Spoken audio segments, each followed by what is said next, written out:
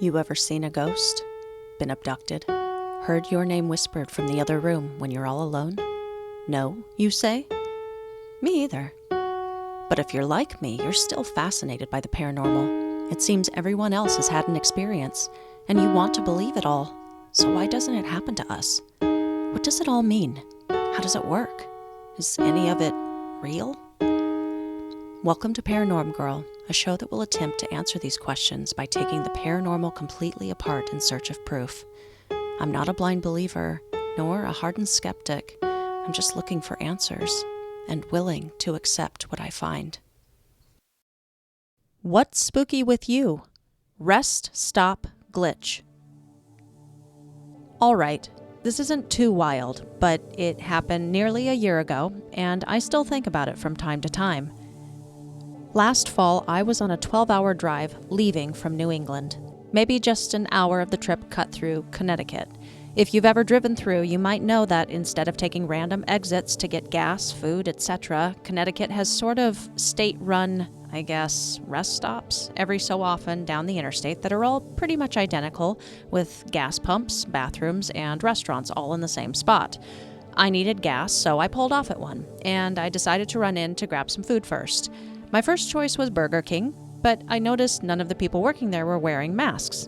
This was fall 2020, and I was pretty nervous about COVID. There was only one other restaurant open, so I approached the counter. It was a basic setup, one long counter with slices of pizza displayed behind a long panel of glass. I walked right up in front of the employee who was behind the glass cutting pizza.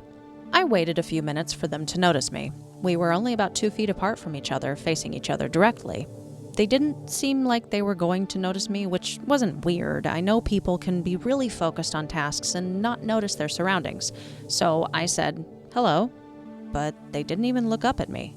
I was about to say something again when I noticed someone walking toward me. I was hyper aware of my surroundings because I was taking social distancing so seriously. So I noticed them when they were still about 10 feet away. They kept walking toward me, and I thought they were going to get in line behind me to order food. I was nervously hoping they wouldn't stand too close, but they kept on straight toward me. They actually just kept walking toward me until they were literally about to run into me head on. I had to fall backward and to the side to avoid them crashing into me. We even brushed arms. I was pretty shocked, and I said, "Hey." I just wanted to get their attention. Just as I narrowly dodged them and sort of shouted at them, the pizza employee looked up at them, smiled, and asked what they wanted to eat. Neither of them even looked at me. I stared at them for a minute and then said, "Excuse me." I got absolutely no acknowledgement. At this point, I started to get pretty upset. I took a few steps back and said, just to the whole rest stop in general, "Hello? Hello?" I was extremely embarrassed to just be kind of shouting for attention at random, but nobody even noticed.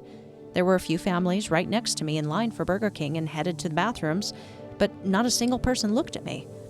The rest stop was fairly quiet, except for the sounds from the kitchens, and there were only about 15 of us in there, so it wasn't as if my voice was just getting lost in the crowd. Now fairly panicked, I headed for the exit behind a family who didn't notice I was right behind them and actually let go of the door so it started to shut in my face. When I got in my car, I was so upset that I called my mom in tears. I told her what happened, and she agreed it was pretty strange and generally upsetting, but there wasn't really any explanation or anything to do about it. I ended up just driving a few more miles down the interstate to another rest stop where everything was normal, and I did get some pizza. I know this doesn't sound extreme by any means, but in the moment it was pretty bewildering. Welcome back to Paranorm Girl, Season 2, Episode 13. I'm Kristen. Dudes, I thought I was going to have to throw hands. This phenomenon has got me all, twitchy. I'm twitching. Speaking of which, I have started a Twitch account, brainstorming right now to come up with some awesome creative video content for y'all. Also a YouTube account, back to throwing hands, was scrolling through TikTok and happened onto this guy's video talking about the Klondike Bar jingle. And he plays these versions of the jingle that I had never heard before. They were very quick and short, not much to them. They went, "What would you do for a Klondike Bar?" Okay, so I'm sitting there waiting for him to play the, real version. And he's like, yeah, am I the only one that remembers the jingle going like this? What would you do for a Klondike bar? And I'm like, no, this is impossible. I know how that jingle goes. If someone had asked me prior to seeing this video how the jingle goes, I would have sang it exactly that way for them. It's the only version. It's the only way I remember ever having heard it. But the guy's like, nope, the short way is the only way. And when I asked Lee what he remembered, he sang it the quick, fast way and just gave me this deer in the headlights look when I sang it the way that I remembered. So I was all like, no, you are from the other timeline. What did you do with the real Lee? So anyway, I thought this was a new ME for about 24 hours. Took some time, but I did find a commercial from 1983 that has the version I remember in it. It was dicey for a little while, not gonna lie, but finally, both peace and sanity have been restored in my home. But it is curious to me that the version of the jingle I clearly remember is from the year before my birth. Like, was I jamming out to that version in the womb? I don't know. Entirely possible. And you might be wondering, Kristen, why did you just tell me this story? Literally, by the end of it, nothing actually happened. But here's the kicker, dudes. For my especially skeptical folks listening, if you can imagine yourself in my shoes in that instant, my gut dropping, my mind racing, my heart pumping, full well knowing that the jingle went the way that I remember it going, but now being told that it did not, and me almost like trying not to panic, you guys, that is what it feels like for those who have discovered this phenomenon via an actual Mandela effect, like the Berenstain Bears, like Stouffer's stovetop stuffing, like the line, "Hello, Clarice," never having been in Silence of the Lambs. That's what that feels like. So slow your roll about making believers of this phenomenon feel like idiots or feel crazy. It's just not fair or okay to do so. Real quick, not sure if you can hear it, but the mic might be picking up a bit of a whooshing, raining sound. And that is because there is a hurricane happening outside my house right now. Miss Ida, really doing some damage to a major portion of the area. So I'm really thinking about a lot of people I know here, my coworkers, some friends who decided to stay who are actually inside of the city limits, unlike myself. I sincerely hope everyone is getting through this okay without too much damage or loss to property or flooding. Luckily for me, nothing too crazy has happened since it made landfall. I'm in a pretty good position in relation to where this thing seems to be heading. The lights have flickered here and there, and it's been raining cats and dogs, but thankfully, for now, we are safe, hunkered down, and all is well. Went from fires and earthquakes in California right into Hurricane Central here, didn't I? Frying pan into the fire.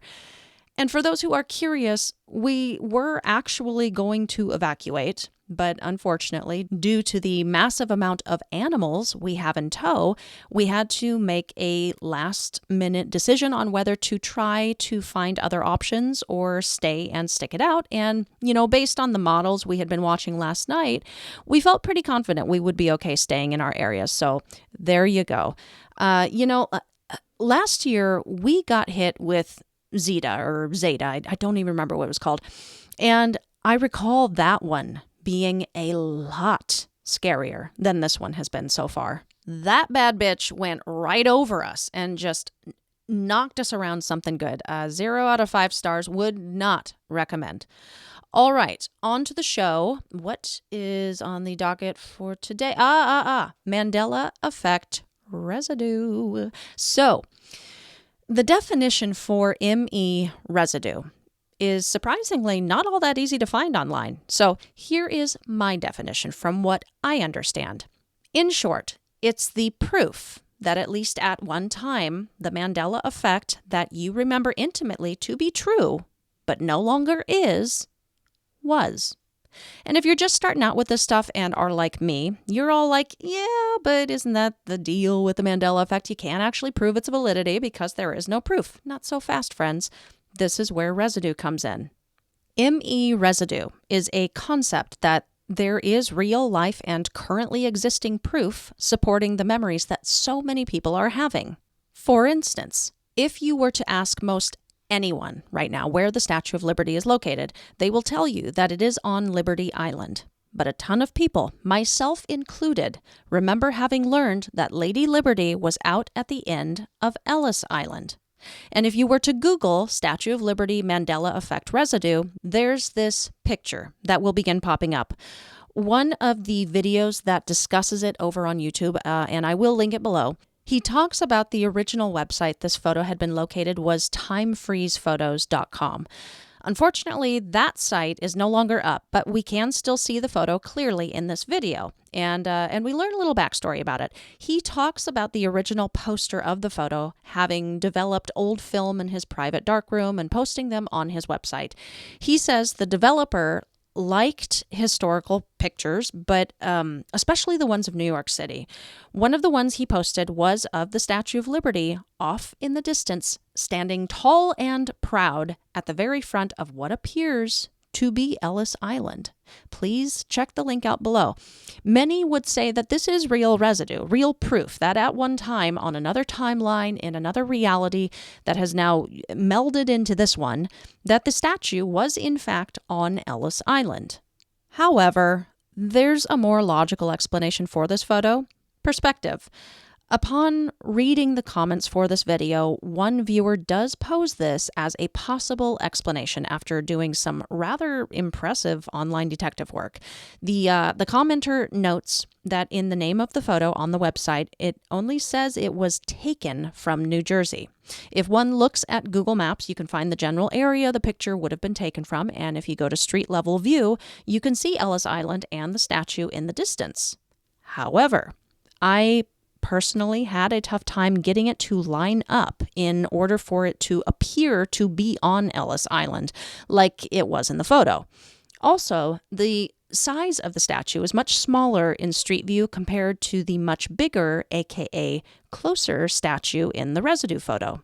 Could the original photographer simply been on a boat and much closer and at just the right angle and simply lied about where they took the photo from? Of course. Could this picture be photoshopped? Though it doesn't appear to be, people are very talented and it totally could be. I'm willing to accept that my memory is wrong. Absolutely. The only part of this that makes me hesitate to do so is that even if this residue is fabricated, there are other examples of residue with this one. They mention the statue on Ellis Island in The Sorcerer's Apprentice. In an opening montage scene in Crocodile Dundee 2, there is a very interesting photo of the statue that looks to be incredibly close to the city buildings on the main island, as if it were on the closer Ellis Island rather than Liberty Island. There are purported photos of people seemingly standing in front of nothing, pointing up or staring up at nothing, but still being tagged on social media as being at the Statue of Liberty. But alas, there is nothing but open water and empty space in the part of the pics that would, in theory, hold a giant green metal lady. And, of course, the folks in these photos swear up and down that when they were taken, they were in fact standing at the foot of the damn statue. I find it interesting, the song and dance that the skeptics of this particular ME will do in order to debunk it.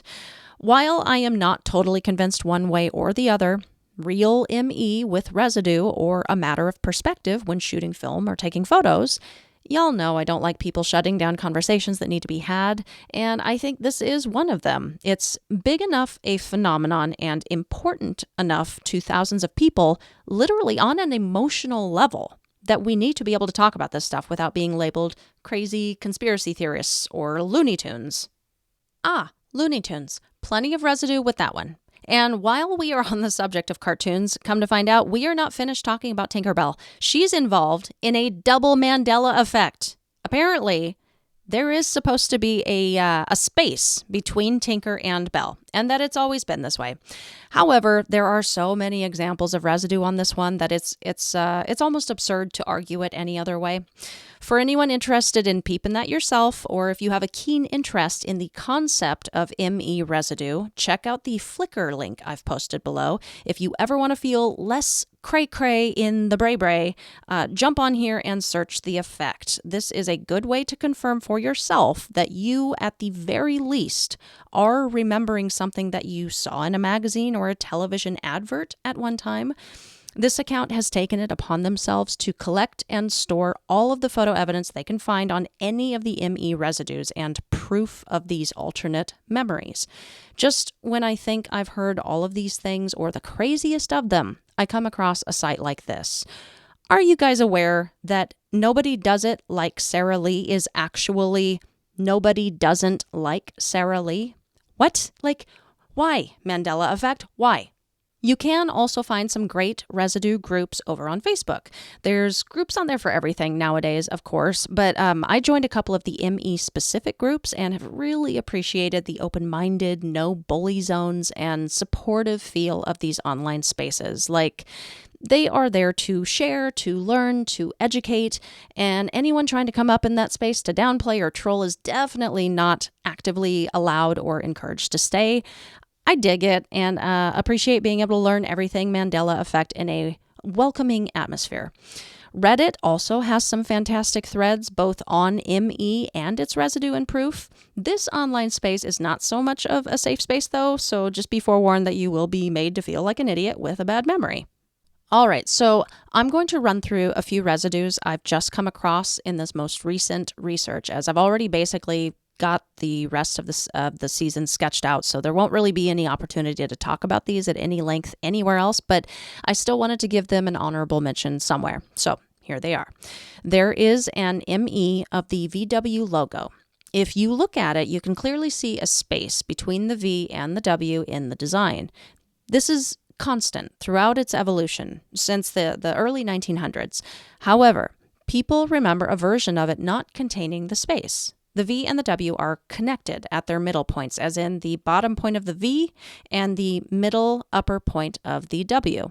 If you don't know what I'm talking about, just go Google the VW logo. I don't want anyone to be confused, and I know just describing some of these images is not going to cut it. Anyway, there is a scene in the 2001 movie Vanilla Sky where Tom Cruise's character is walking down the street with his co-star, and they pass by a VW bus. In the frame, you can clearly see that there is no space between the V and the W on the logo on the vehicle. It is exactly as people remember it. Okay, here's a fun one. Who out there isn't familiar with Chick-fil-A? And who out there is not familiar with how it's spelled? C-H-I-C, C-H-I-K. What about C-H-I-C-K? Well, only one of those is the currently accepted spelling, and I actually had to look this one up, honestly, because I've never paid that close attention to this particular restaurant or how it's spelled, but that doesn't mean that thousands of other people haven't. I've stumbled across an incredible resource on Reddit called the Chick-fil-A Residue Collection. This poster links to all different kinds of photos, different spellings in newspaper articles, in books. He even talks about a common denier excuse, which is the cow campaign. You remember the signs, right? The cows are up there painting something to encourage you to eat more chickens. Well, these cows are notorious for their misspellings and bad grammar, right? It's a sound argument, except that these alternate spelling memories definitely predate the cow campaign. And the poster does an excellent job providing the linked proof for that as well. And finally, they finished up with all of the, what I will call accessory residue. Various websites, yearbook pages, advertisements, recipe sites, mugs, etc., all showing the misspellings.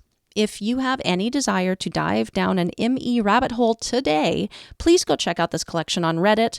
Also, it is C-H-I-C-K fillet. At least that is the currently accepted spelling. According to the CFA founder, it was supposed to be a take on the words chicken fillet. So there's that.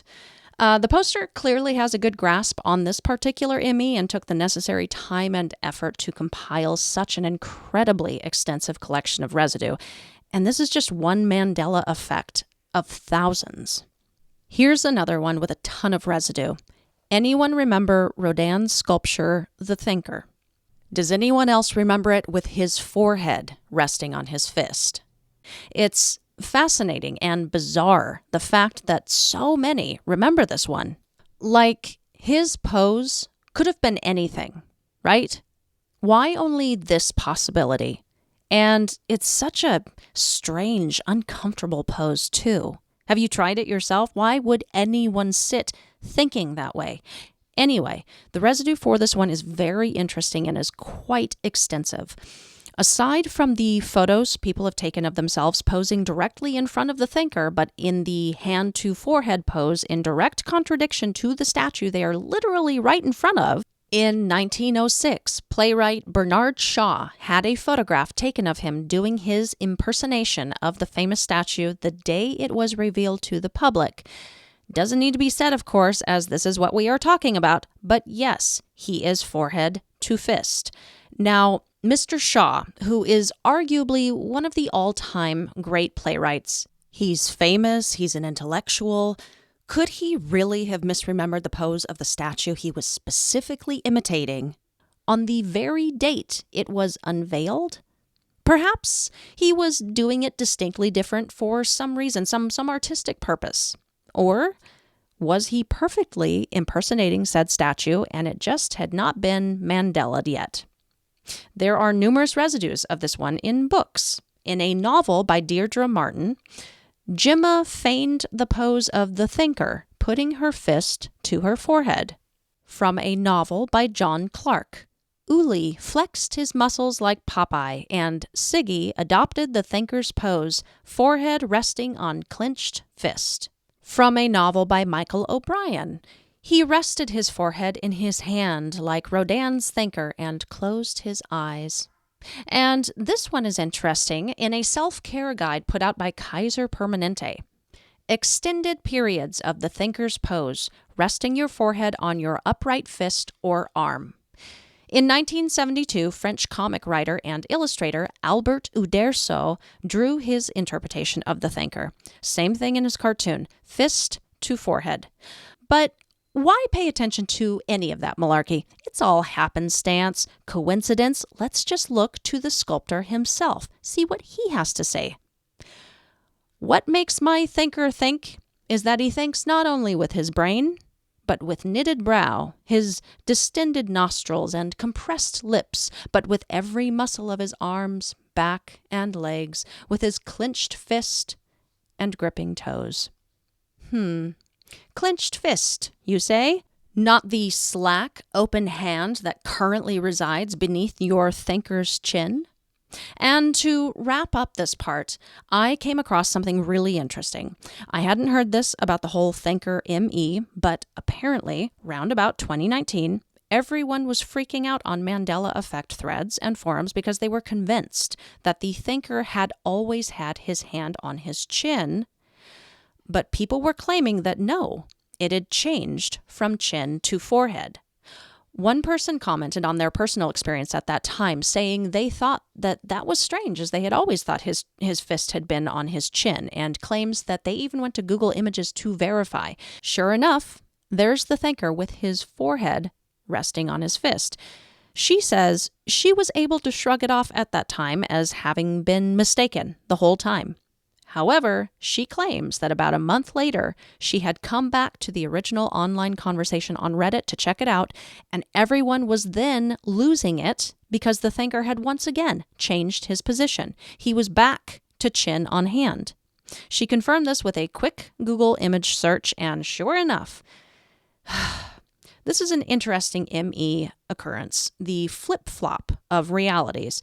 Not something I was expecting, but it plays a part in all of this.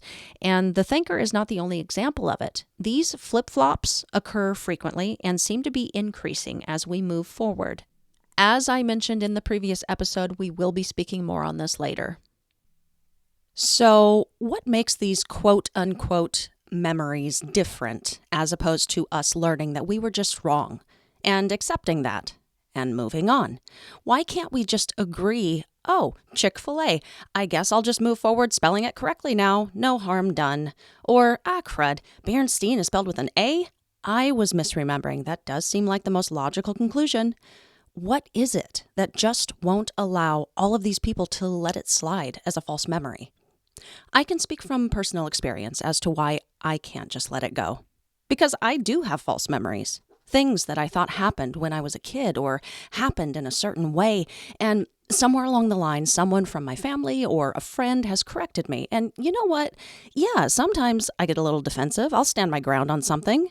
But ultimately, I accept that I was wrong because I already had the feeling I was wrong, maybe. Or the memory is just a little fuzzy. Some of the pieces don't line up. My gut is telling me I'm missing something, you know? But with some of these MEs, I can understand now how people are getting so emotionally invested, why they are getting upset. Because when you know something happened, and in a certain way, and now it's not that way, and there's no way to explain why, but you still have no doubt. But everyone is telling you you're wrong. But you know what you saw, heard, learned, read, you know it. And now, let's say you find a photo supporting that your memory was right.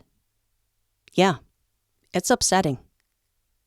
Eileen Coltz talks about this a little bit in the book that she does a little section on. It's called Mandela Effect, Friend or Foe. She says it's a paradigm shift. When what you thought you knew or believed about reality seems to be shifting right before your eyes, if it seems more fluid than you've always been comfortable believing it to be, this stuff can be very unsettling, very scary.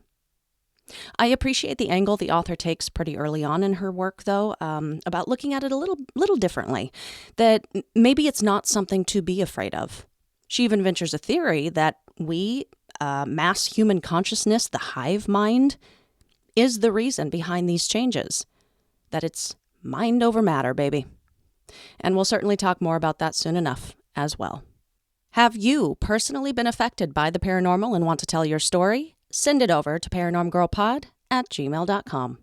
Of course, find and like us over on the socials. The handle for those is @paranormgirlpod.